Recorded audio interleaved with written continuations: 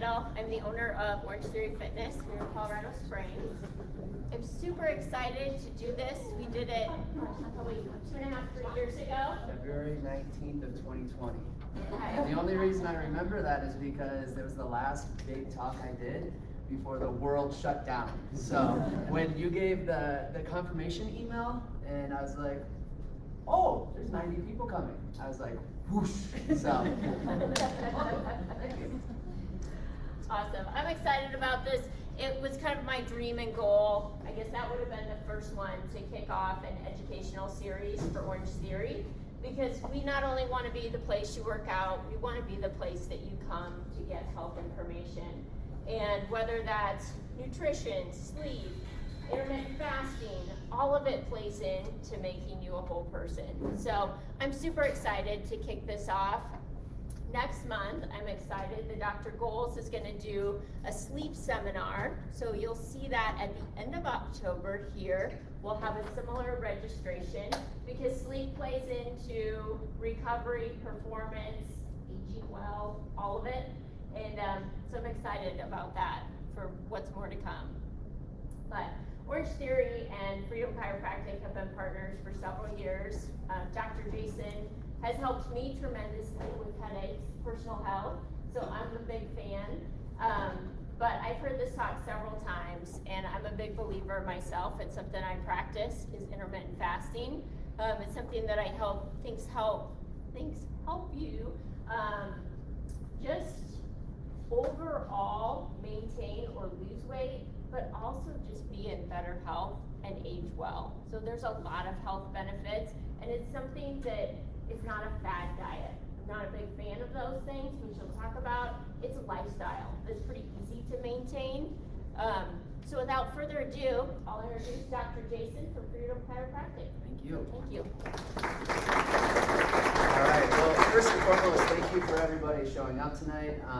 I hope you can hear me fine. Is everybody good with that? Because there is a mic up here, but I think I can project pretty well, and I talk with my hands a lot, so me and mics don't do well. But yeah, as Annie was saying, I'm a firm believer in intermittent fasting, or fasting of any sort. And so I've been a chiropractor and a health and wellness coach for 14 years now, 14 years next month actually. Time flies when you're having fun and helping people, but it's amazing how in this last decade, there have been a lot of different fads that come and go. You guys have probably seen this before as well. And I am a true believer that intermittent fasting or fasting of any sort isn't going anywhere anytime soon, because it's literally been around for thousands and thousands of years. I mean, when you think about it, Hippocrates, the father of medicine, actually said, if you are feeding while sick, you are feeding your sickness. 500 BC, like, it makes sense though, doesn't it? Because when you guys are under the weather, sick, not with COVID-19 or anything going on right now, I just mean like normal head colds or sinus congestion, what is the one thing that your body really doesn't want to do while you're trying to fight off that virus or cold? You just eat and digest, because your brain and your body and your nervous system is so smart. It knows that if I have to spend energy digesting food, I can't give all that energy to my immune system to fight off pathogens and bacteria and viruses. And so you also look at religions and cultures, right? I mean, Catholics have Lent, which has usually a lot of different ways of fasting. Jewish have Yom Kippur, which has fasting, which, by the way, that's tomorrow, so anybody that is Jewish, just be ready for that. And then we have Muslims have Ramadan, and there's many, many more religions that utilize fasting. Even warriors of days of old, they would pretty much do no food all day long. They'd go out, they'd fight their battles, and then they would come home and they would feast. Hence the warrior diet, which is 20 hours of fasting, 4 hours of feeding. And so you guys, it's been around for a long, long time, and it will be around for a very long time. It just might have different new shiny names. I mean, you think about intermittent fasting, warrior diet, time-restricted eating, OMAD, which is 1 meal a day, 5-2. I mean, there's so many different ways to talk about it. Ultimately, it comes down to the same core concepts. And that's my job tonight, is to simplify this. Because first of all, raise your hand if you have done any sort of fasting before in your life. Quite a few of you, right?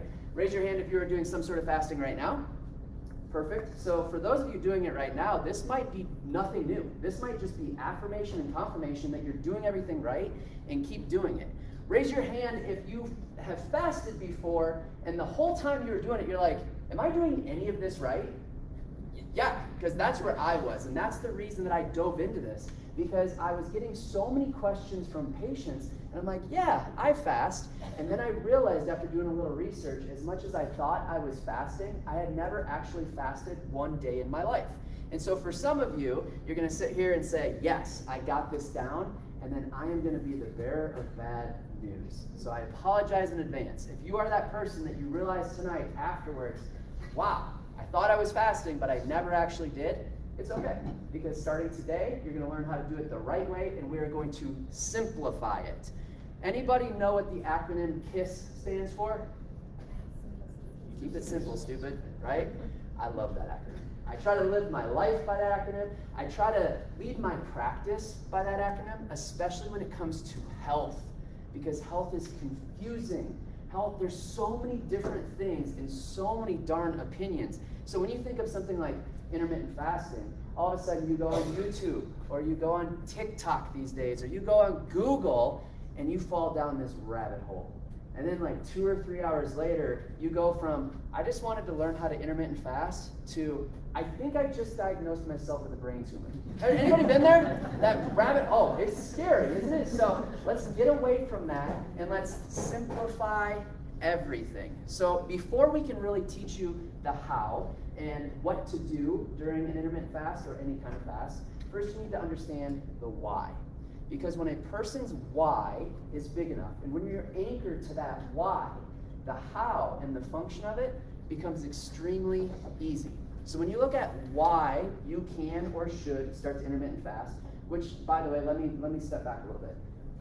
You don't have to do any of this. Honestly, you could take in all of this information, and you can get home tonight and you can be like, you know what? That was good, but I don't think I want to do that. Or that was good, but what I'm doing is working. You don't have to take everything that I give you and do it to a T. You have to do what works best for you. And that's what this is all about. It's not one size fits all. It's what works for you. And a lot of you, if I were to line you up and talk to you about your fast, it's going to be totally different. And I'll even explain how I'm very different from my team members, especially when it comes to my workouts at OTF compared to their workouts at OTF in intermittent fasting or fasting of any sort. And so I really want you to soak it in. I want you to take notes. And then if you are going to dive into this, if you're going to implement, you need to go home tonight, you need to read over your notes, and you need to take action immediately, even if it's one small step. Because if you wait 24 to 48 hours after this and don't look at those notes, your probability of actually doing something goes way, way down. And so really take it and start to utilize it today if you so choose. But if you don't choose that, well, at least you know you have the information, you have a foundation. And so why fast? Number one, I'm not gonna lie, this was just like a simple cherry on top that I came across while I started my fasting, is time. It opened up a ton of time that I had no idea about. So you think about when you wake up in the morning and you think about what you're going to eat, you prepare what you're going to eat, you eat what you're going to eat, and then you clean up after yourself.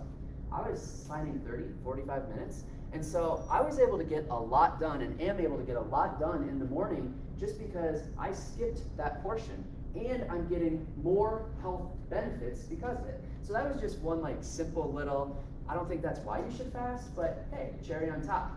Another one is just to give your digestive system a break.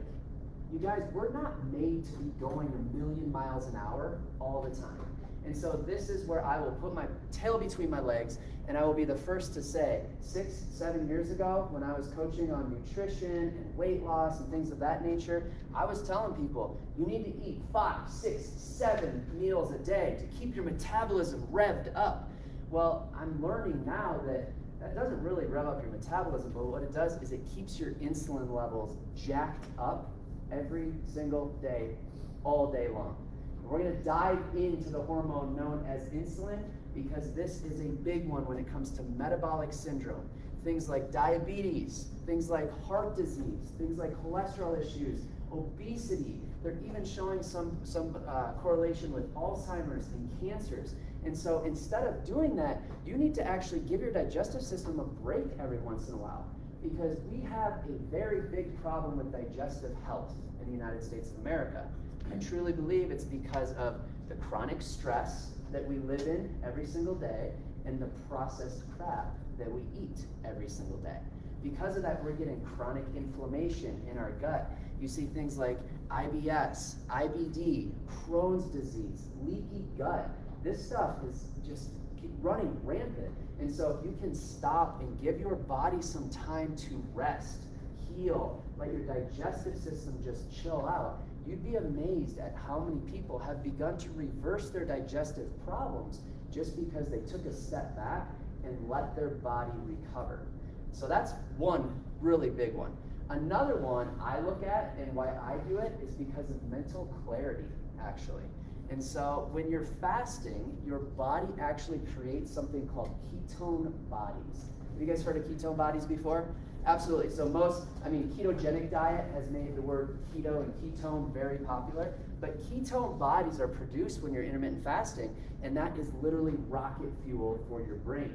Not to mention, when you are fasting, your brain goes into kind of a state of survival mode, and you go into hyper focus, is what they call it. And so on days that I am preparing for a big talk, doing research for patients, I need that focus. I'm usually in a fasted state because it's amazing how you can really hone in. Now, here's the disclaimer.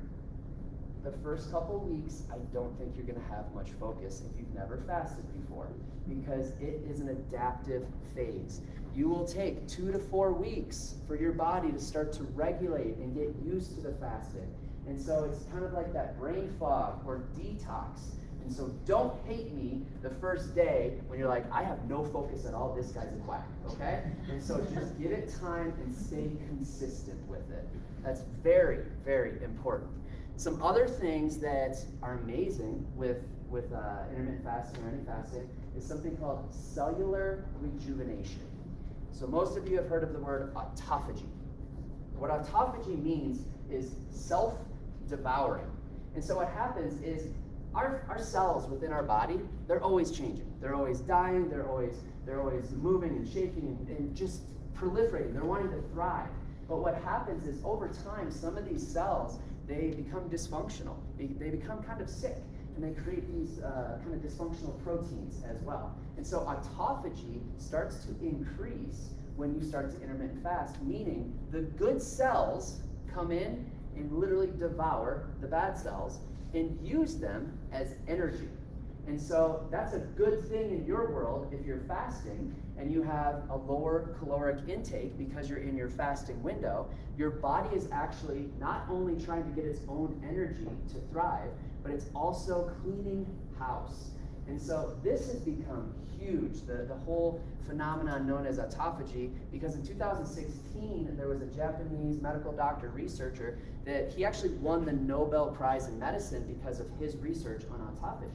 And they still don't know everything about it. It's still kind of up in the air, and there's debates back and forth as far as when does autophagy start during your fast? What breaks autophagy compared to what breaks a fast? How long can you be in autophagy? So they're still learning a lot. But what they've shown is usually once you hit that 16 to 24 hour, they theorize that that's when you're starting to get into that autophagy state. This is important because when you're cleaning house, getting rid of the bad debris and the bad cells, and letting the good cells really thrive, you're not only creating better cellular health, but you're also creating better longevity. So you're helping your mitochondria, you're helping your energy, you're just helping everything from within, which is very important because we really do live in this outside-in approach world, don't we? What can I do to my body? What can I change? It's always outside in, where really health is from within. You have a lot in here that your body knows what to do and how to do it. You just have to tap into this. Some might call it a little bit of a hack. If you want to call it that, that's fine. But really, it's just anatomy and physiology. So utilize it. Just use what your body has already given you. And so that's another one that's phenomenal. And then finally, probably the most common one that a lot of people want with fasting is weight loss, right? And so I say weight loss, but really I want to say fat burning, because there's different ways that your body utilizes energy and sugar and fat, and some are better than others. Some are going to create more fat within your body, some are going to burn fat and use it as energy. And so we go back to that hormone called insulin. That is the number one factor. Calories in, calories out, yes, mathematically it makes sense, but I don't really care about your number of calories. I mean, you look at some of these people on like YouTube or whatever, Instagram, and they're shredded, right? And then they do one of those, day in the life of so-and-so, this is what I eat. And by the end of it, they're eating like 3,800 calories and they're still shredded. And it's like, well, how does that work? It's because they've switched into a metabolic phase. Their body knows how to use their body fat for fuel source, and then they do the right things like keeping insulin down with healthy eating. A lot of them do intermittent fasting, things of that nature. And so when you have insulin is the most important thing that you can think about. It's the most important thing that you can focus on when it comes to overall metabolic health. And in my world, where I look at it, overall health and longevity. And so the way insulin works, we're going to do just a little science really quick, because I need you to understand this so that everything else makes a lot more sense. When you eat food, it gets broken down into glucose and glycogen like that. Right when it gets broken down into glucose and glycogen, your pancreas releases a hormone called insulin. Insulin's job is to go into the bloodstream and take sugar out of the bloodstream and start to disperse it. It will go one of two places. It will go into your cells for energy, or it will be stored in fatty deposits, or even in your liver as fat, known as fatty liver disease. But a lot of it goes into these fatty deposits. And it doesn't always know which way to go if insulin is always high all the time, if sugar is always high all the time. And so when you look at our standard American diet, we have type 2 diabetes running crazy right now. And by the way, a lot of my patients that are here know, because I've said this before, it never used to be called type 2 diabetes. It used to be called adult onset diabetes. But they actually had to change the name of it because so many kids are diagnosed with type 2 diabetes now. It's horrifying. And so when you eat, your insulin comes up and it starts to deviate or disperse that caloric intake, the glycogen. If you're too high with that blood sugar level, insulin's gonna keep pulling and trying to put it into the cells. But at some point, the cell's receptors that open up, that attach to insulin and open the cell up, at some point it says, I can't do this anymore. You are running me into the ground because you just keep screaming and trying to get this stuff into me. I'm shutting down. So all of a sudden that insulin cannot receive the cell, and that is known as insulin resistance. Your body's very smart. It knows if I don't change something now, I'm going to die. And so now what it does is it takes all of that excess glucose and glycogen and it stores it as fat. And that's where the problem becomes, because we keep eating the same things over and over, but our body just keeps storing it as more and more fat until you flip it into a metabolic state. When you have glycogen and glucose in your body will always utilize that first. Always. Because it's easy. It's right there in front of you. It's just going to take it and go with it. Whereas if you don't have all that glucose and glycogen, let's say in a low carb nutrition plan or in a fasted state, your insulin comes down because it doesn't need to be there, because your glucose and glycogen is so much lower. So now the body says, okay, I need energy. He or she isn't going to give me what they used to give me. Where can I get this? Oh, I can take all of this fat over here and I can start burning that as energy. That, you guys, is the metabolic switch. That is when you go from a sugar burner to a fat burner. And as you start to do that, you will start to see and feel the changes within your body and on the outside of your body, honestly. And so it just takes time, but you have got to really focus on the insulin more than anything else other than just good, healthy eating. Because the easiest way to drop your insulin is just to eat quality nutrition. Just start there, if anything. And then also, when you add in your intermittent fasting, make sure you're doing the nutrition with that. So that's insulin, that's the importance of it. Is there any questions on that before we really dive into the fun part, which is the how and where to start? Everybody good on insulin? You got it? I know it's the nerdy stuff. You guys are super quiet, and you're freaking me out right now. Yeah, yeah. So I've done a long fast. Yeah. Just juice. But I was cautioned that it's really important to walk, to exercise, or what words to use. Like the muscles will get attacked or used. Yeah. But instead of going after the fat, you'll go after the muscles. So that's a good point, and that's actually a pretty big myth. So we all have to remember, even people with very low body fat can still intermittent fast, because actually what the body is going to do, it will go into the muscle and it will pull fat out of the muscle, creating leaner muscle. At some point though, it'll flip if it's been too long. And so your body will start to break down the proteins within the muscle. Some say 24 to 36 hours, some say 36 to 72 hours. I don't know. I grew up watching that dumb show Survivor. You guys been there? Where you can go a long time without food. You can't go nearly as long without water, obviously. You can go a long time without food before your body starts to degrade the proteins within the musculature. So the difference, it will search out protein, but it usually searches out the bad dysfunctional protein within the cells, as long as you're not going too long. And so that's another big one. Does that make sense? The other thing, we're going to talk about how your body actually innately protects your muscle when you are in a fast, and why you actually can and probably should work out during your fast. We'll get to that once we cover how to actually fast.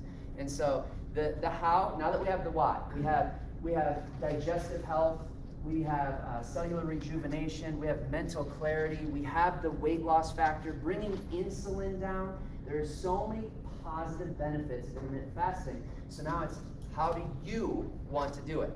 There are a lot of different ways to go about it, and you have to choose what do you feel is best for you, or even what do you feel most confident starting right now. And so the most common, the one that I'm sure most of you have heard about, is the 16-8 intermittent fast, meaning that your fasting window is 16 hours and your eating window is 8 hours. Now, I'm going to use that as an example just because it's easy for me, because that's usually what I stick to. But some people, that sounds very, very overwhelming, or people don't think that they can do that. So if you want to start at just 12 hours, that's completely fine. They've shown at even 12 hours, you're going to start to repair your mucosal lining, therefore healing your gut. They show that you will get some of the benefits of the weight loss, but some of the other things, they show that you have to be fasting a little bit longer. But if that is a good starting point for you, go for it. Now, have you guys heard that women should never fast? I hear that a lot, and I don't agree with that, as long as you do it properly.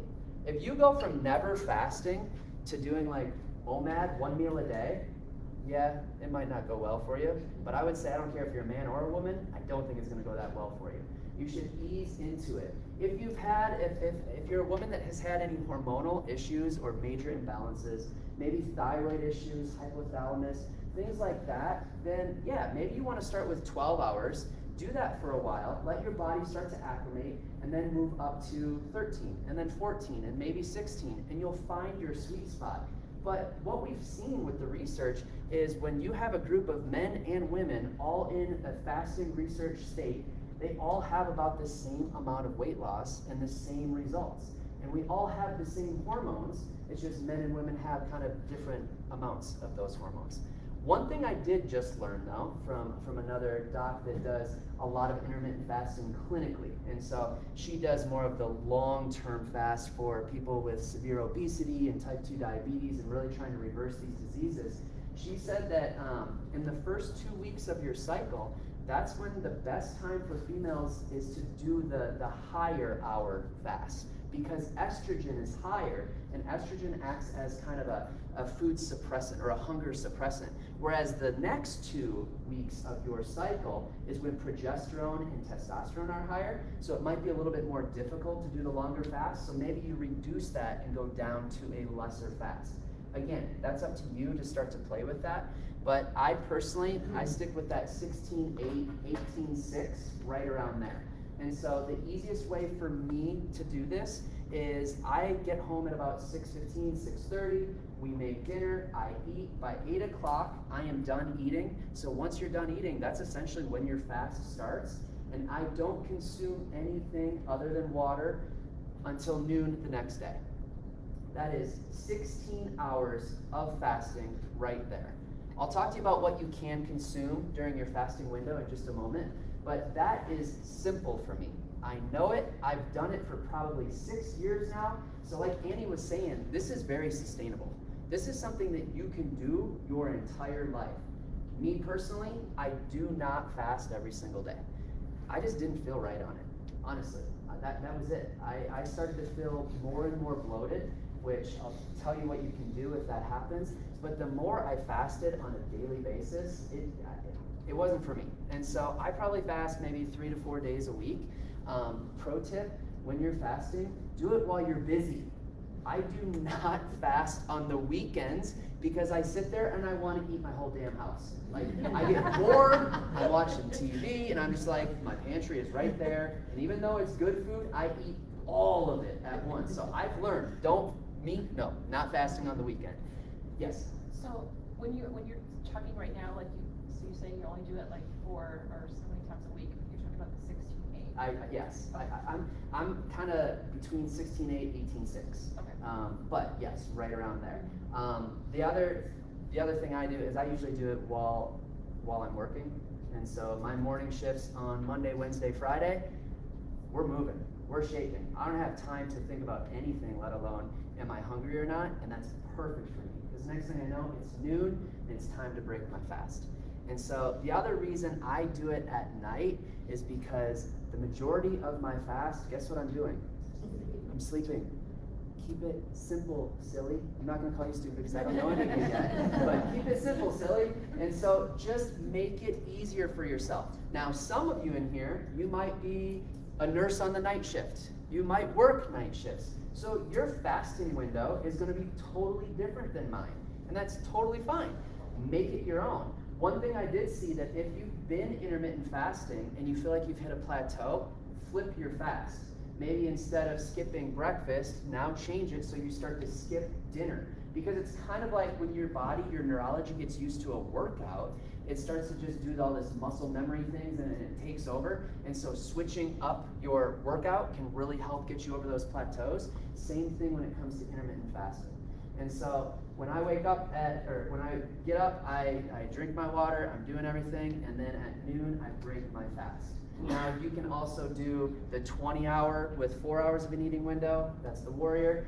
You can do 1 meal a day. I talked to a patient tonight coming up here, Gail, wherever you are, and then I talked to another patient yesterday, and successfully doing 1 meal a day.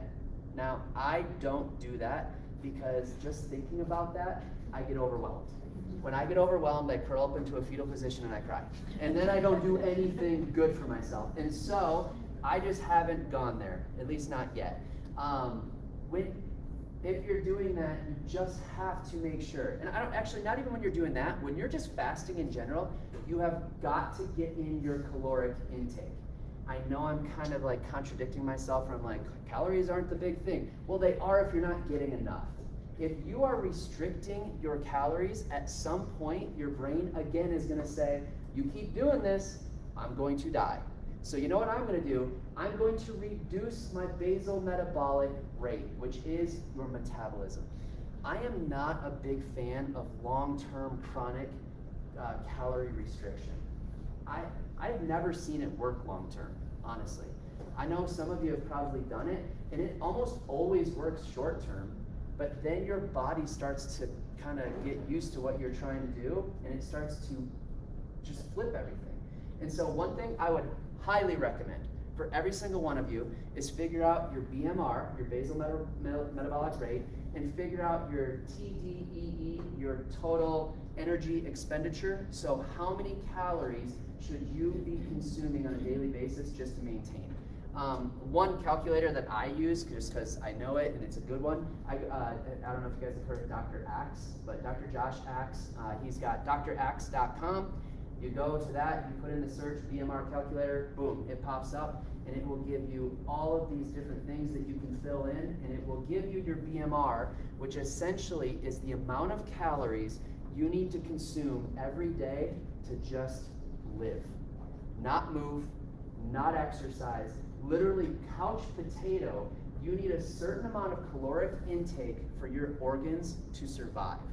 So for me, I'm right about 1,800 for my BMR, and then for my total energy expenditure, I'm about 2,800. So like I said, the idea of me consuming 2,800 calories in one meal, that like freaks me out, and so I don't go there. I like 8 or 6 hours. So does that make sense? Because I'm not a big advocate of calorie counting or counting your macros and micros and all this other stuff. But I do feel at some point, everybody should do it for a short amount of time, just so you know where the heck you're at.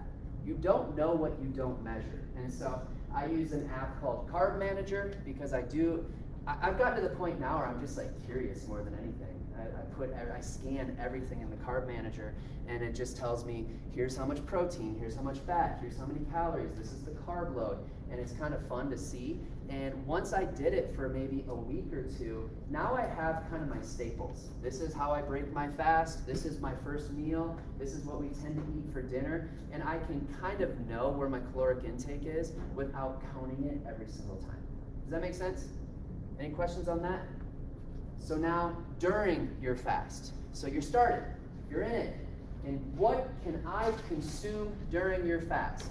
Note that I said, what can you consume? I'm not even going to go into what you can't, because it's pretty much everything, and I don't want you to quit before you started. So what can you consume?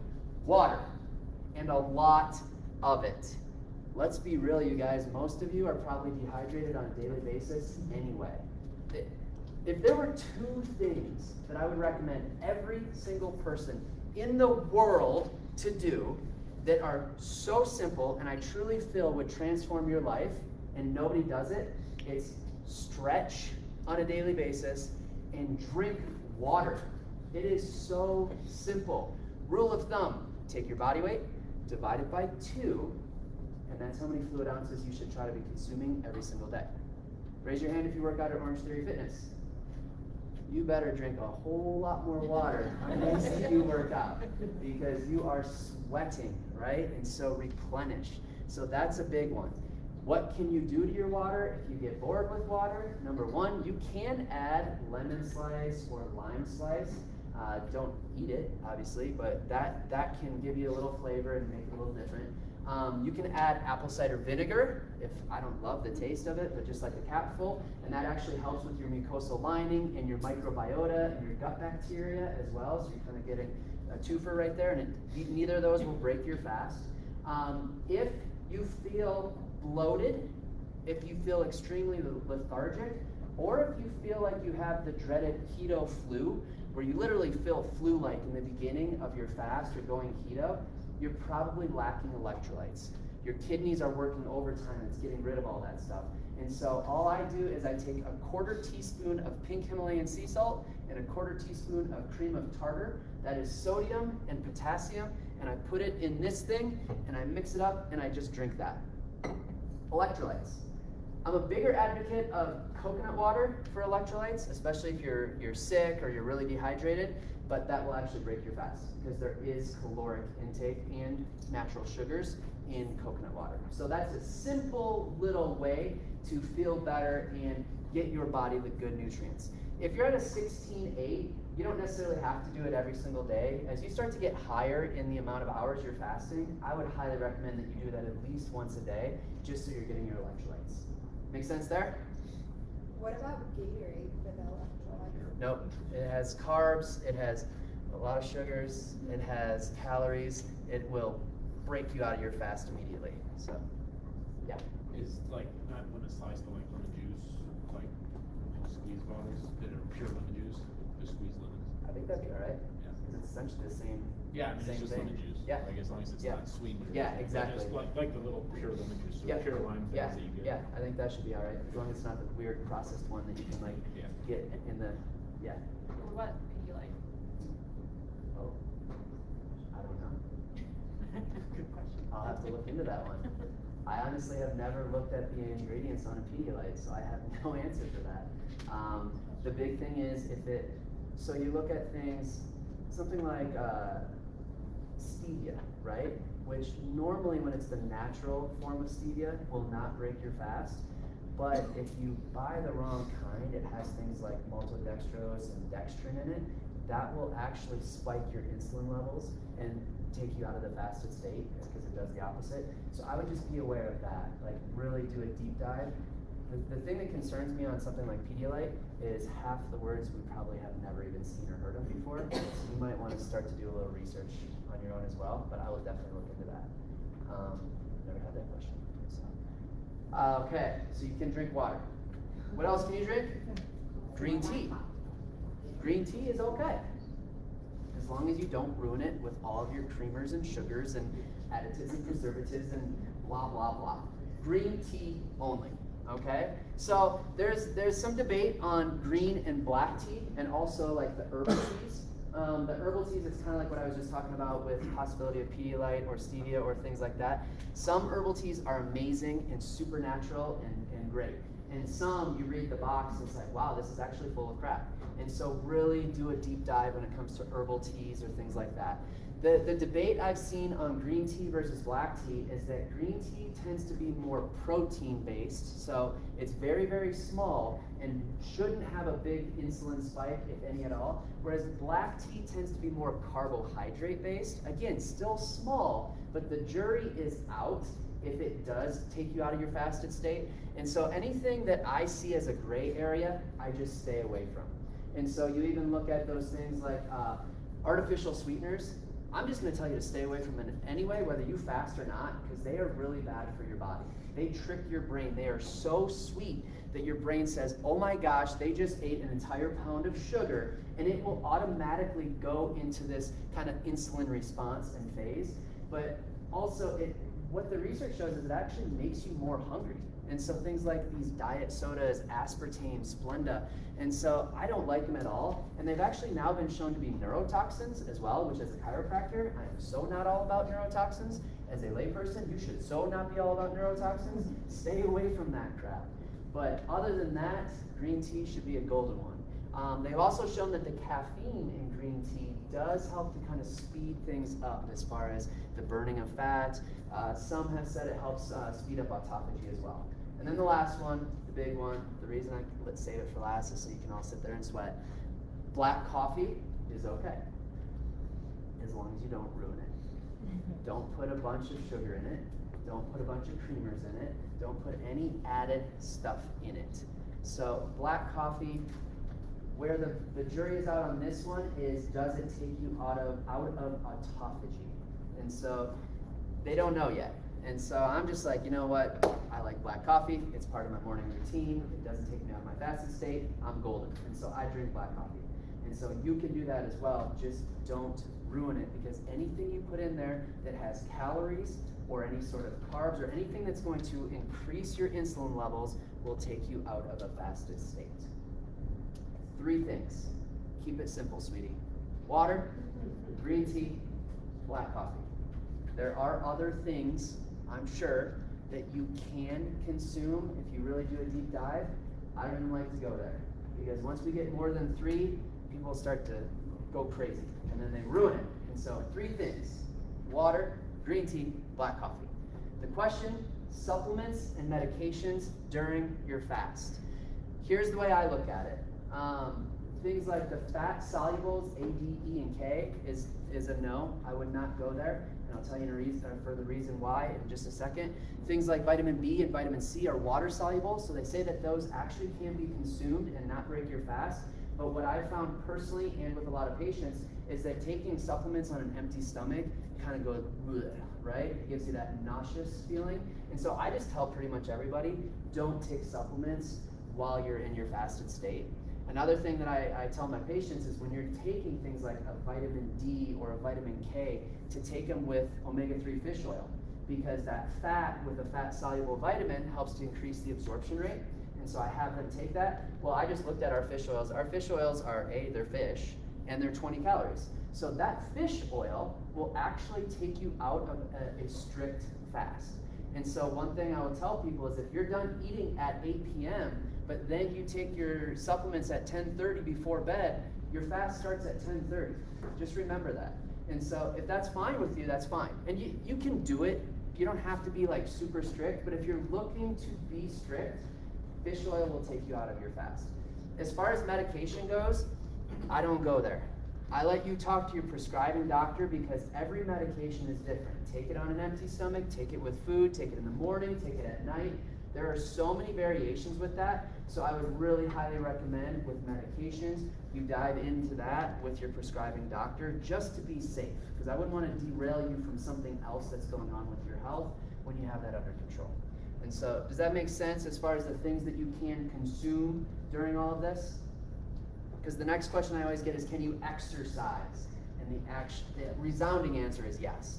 There's a big myth, like we talked about, that if you exercise during a fast, you are going to break down the protein in your muscle and you will degrade your muscle, and that is not true at all. You are going to break down the fat deposits, and what happens when insulin is low, human growth hormone goes up. Human growth hormone actually protects your muscles, and then when you are back into your eating state or your feeding state, it actually helps your recovery and your growth of your muscles. I mean, think about it. Really the only reason that we ever hear about human growth hormone is when somebody's cheating, right? When an athlete is pumping themselves full of HGH, because it builds muscle, it gets you bigger, faster, stronger, increases your performance. Hack it. You can hack this and you can help your human growth hormone so that you can get the benefits of something that they're trying to cheat with. And so that's why you don't degrade the muscle when you're working out, as long as it's not for an extended amount of time. You start to go 3 or 4 days of fasting, you will start to have some degradation of that muscle and those muscle proteins. And so that's a good one that you can do. And actually, when you look at this, there's some pretty good research. This is from the Journal of Physiology. They state that exercise during a fasted state releases fat from your muscle and fatty deposits into the bloodstream, and it is burned as energy. So again, your glucose is low because you have nothing in there. Therefore, your insulin is low. So your body immediately says, okay, I'm going into the fatty storage and I'm taking it out of there. The Journal of Translational Medicine had 2 groups consuming the same amount of calories. They had an intermittent fasting group and a non-intermittent fasting group. The intermittent fasting group experienced more fat reduction while preserving muscle growth. It's phenomenal. You can really get more benefit out of your workouts, especially if you can time it right and your workout is at the very tail end of your fast. Now that's in like a perfect world setting and situation, which usually doesn't happen, but if you can push it back further, you're going to get even more because your insulin is at an all-time low, meaning your human growth hormone is as high as possible. Then your sympathetic nervous system releases stress hormones called catecholamines, adrenaline, epinephrine, norepinephrine. Because a lot of people will say, well, if I don't have anything in my body, how am I going to be able to work out? I'm going to have no energy. It's these things that give you the energy to work out, along with the fat deposits coming out and getting burned. And so that is why you can still work out. Now, here's the thing. Do all of you want to do fasted workouts? That's going to be up to you. I know for me personally, I prefer fasted cardio every single morning. Whether I'm doing a full fast or not, First thing I do when I wake up, I drink a bunch of water, then I go downstairs, I hop on the treadmill, I either do a run, I do a walk, I get on a rower, I do something for 20 to 30 minutes while I'm in a fasted state, because why not? It wakes me up, it gets my body moving, and it puts me into that fat burning mode. For me personally, when I'm going to Orange Theory workouts, I do not go fasted because I just don't feel right. I don't feel the same. I feel a little zapped. Whereas Deb, my office manager, Dr. Megan and Kirsten, both in my office, they all go fasted and stay fasted for hours later. You could go fasted and break your fast right afterwards. You have to listen to your body. I know when I'm at OTF, when I'm pushing it, which is literally every time, I'm burning 650 to 750 calories every single workout. And so I need a little bit of fuel. I do like 300 or 400 calories, because if I do more than that, I feel like I'm gonna throw up on the person next to me. And I don't really want that. I don't wanna be that guy. So I just kind of chill out, I eat a little something, and then I eat more afterwards. But that's gonna be totally your call. Does that make sense? Make it your own, right? It's not one size fits all. I want to go back to those stress hormones a little bit. Stress hormones, you will elicit stress hormones every time you exercise. You will elicit stress hormones every time you intermittent fast. But they are stress hormones in a small chunk. Unfortunately, you guys are stuck with these stress hormones at an elevation like no other for a long period of time. Cortisol is off the charts. Adrenaline is off the charts. So anybody in here hike? Anybody that is a hiker ever come across a bear while you're hiking? I call it the butt pucker moment. It's like, oh my gosh. And so what happens is your fight or flight goes boom, right there, right away. It's the sympathetic nervous system, fight or flight. So your blood pressure goes up, your pupils dilate, your breathing increases, your circulation goes from here in digestion to here so you can fight or flight. That is great in a short burst if a bear is behind you, but if that bear is on your butt constantly every single day, you are not going to be able to do all of the other good things that your body needs to function. If sympathetic nervous system is high, parasympathetic, which is rest, digest, heal, grow, has to be low. And because of this, people are getting chronic inflammation, chronic sickness and disease, your immune system is shot, you're tired all the time.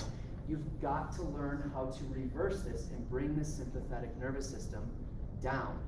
This thing is what allows your body to function and heal every single day, and it's actually this thing that supports and protects your central nervous system.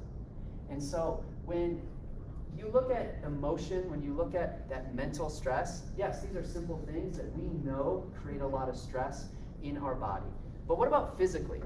What are things that you guys do on a daily basis or throughout your life that have created chronic stress within your body physically?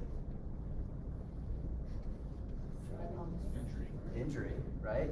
What was that? Driving construction. Nice. Holding on to the wheel for dear life in the GAP project? Working at a desk. Yeah. This, right? How many of you are desk jockeys, sitting at a desk all day, every day? You guys, this isn't normal. This is not okay. And now to take that to a whole nother level, what's worse than this? This. So I use this analogy and it makes a lot of sense. If you're walking down the street and you pass somebody on a phone like this, you probably don't think anything of it. If you're walking down the street and the person is like this and you take away the phone, are you going to be like, dang, that guy's healthy? No, this is horrible for our body. It will automatically put your sympathetic nervous system on high alert. When you even have old whiplash injuries, slips and falls, kids with backpacks that weigh 175 darn pounds these days, this will misalign and subluxate the spine. The longer something in your spinal column goes undetected and uncorrected, it is going to create a stress response. When you have the high stress, you cannot heal, grow, you cannot have weight loss, you cannot have all of these things that you might be trying to accomplish because it is this inverse reality right here. And so what we do is we try to figure out how can you start to fix things from the inside. It is amazing when you actually look at this you can find the cause and you can start to correct things. And when that happens, you can start to eliminate pain in the joints. You can start to eliminate tension in your muscles. You can start to boost your immune system. People will reduce the inflammatory response. It's amazing. I would say at least once or twice a month, we have somebody that just starts chiropractic care in our office, and they say, I've lost 5 or 10 pounds, and I've literally done nothing. I have not changed a darn thing. And it's because they have tapped into that parasympathetic nervous system, and because of that, their body said, thank you, that's all I needed, and it started to function properly. If this is something, if you've never had your neurology checked, I want to give you the opportunity. We're going to go over how to break your fast, by the way, don't worry. But I want to give you the opportunity to get your nervous system checked so that you can see what's happening on the inside. If you've had it checked, but it's been a while, now's your time. If you have no pain, problems, nothing like that, awesome. You're my favorite person because you come in and you're proactive and you just want to know what's happening on the inside that I cannot see. At our office, we as chiropractors, in our office, we don't do anything before we take x-rays and do a full examination. Because I don't want to go in blind because this is your central nervous system. This is your brain and your brainstem and your nerve roots. And so I'm not messing around with that if I don't know what's strategically going on. And then once we find that out, we put together a game plan for you. Because everybody is so different that if you don't get specific with that, your body can just go crazy with it. And so we want to give you the opportunity. In our office, it's $79 to come in for a full exam, x-rays, and then it's $55 for your first adjustment. But just for you guys tonight, especially because we've partnered with OTF for a long time, you have the opportunity to go talk to Deb at the end of this, and you can schedule a full examination, consultation, x-rays of the spine, and your first adjustment, and it's $49. The reason I do that is because I'm passionate. I'm passionate about people digging deeper and finding out, how can I get the most out of my fasting? How can I get the most out of my workouts? How can I increase my performance and my speed? How can I get up and down from the floor and play with my kids without feeling like I'm 80 years old every single day?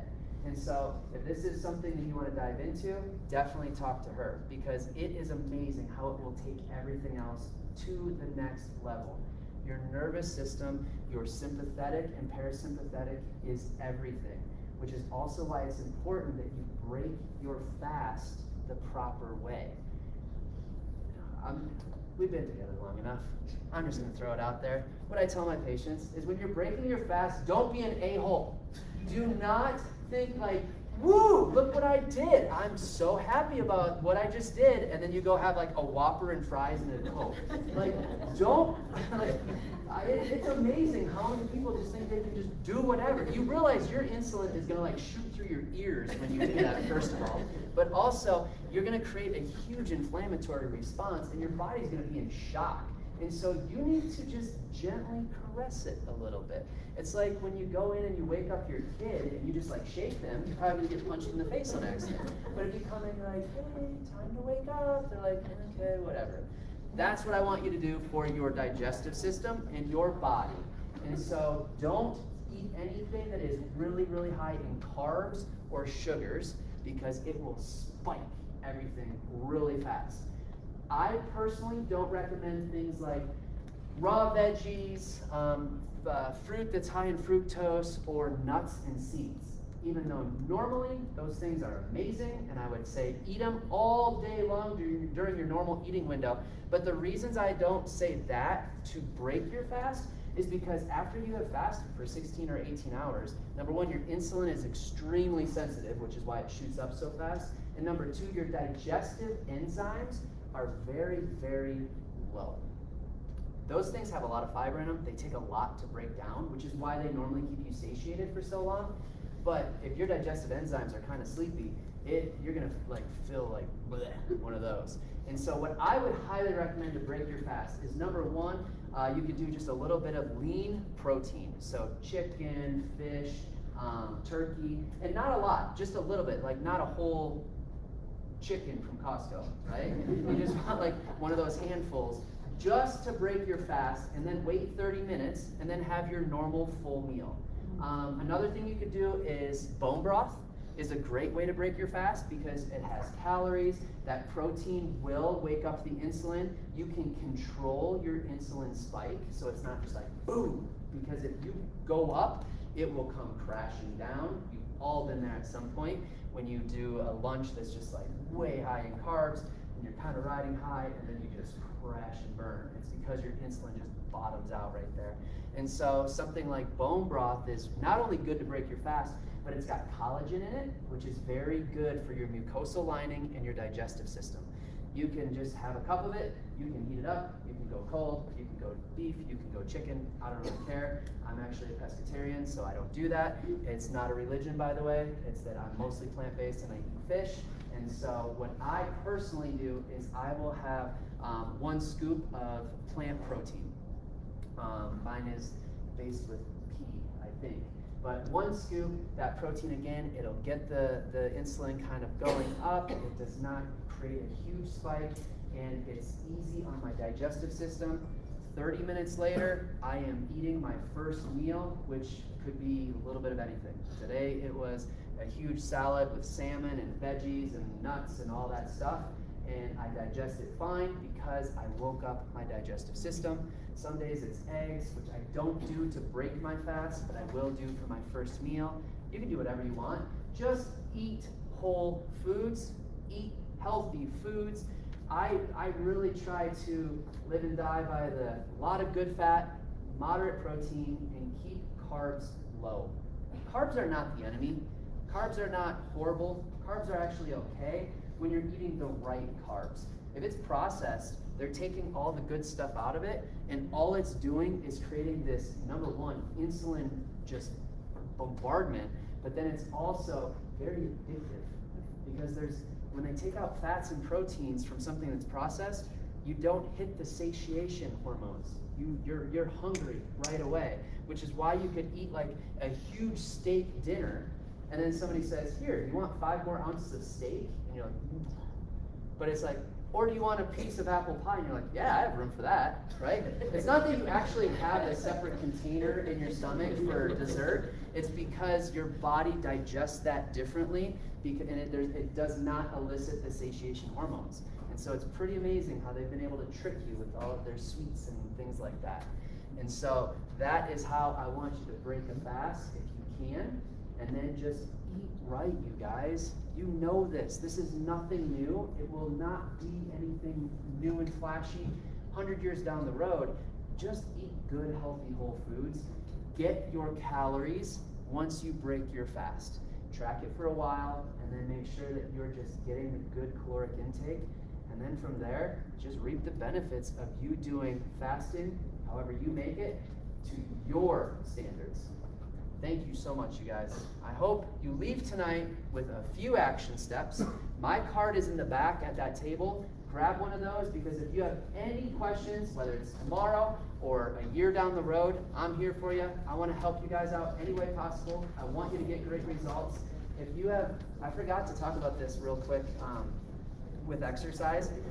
I go to Orange Theory Fitness, Deb goes, my entire office goes. We actually started going for a while on Thursdays all together, work out as a team with Miss Connie back there, Coach Connie, and she would kick our butt, and then she would come into my office, and I would literally like kick her butt as well, like dig, like do this to me. But we're trying to keep each other healthy. But if you're someone that's in here that's never been to Orange Theory Fitness, oh my gosh, I cannot recommend them enough. They're phenomenal. If you don't know what the heck you're doing, get a coach. Have somebody just show up, and then have them just tell you what to do. And they're high energy, they're great music, you got a community around you. And so I know with everybody here tonight, if you want to dive into this, they're doing a week free of classes for people that have not been there yet, so don't get too excited. And so anybody that hasn't been there, try it out. I highly suggest it. It will take your fasting, it will just take your health to a whole nother level. So thank you so much, you guys. Have a great evening. Go home, start fasting.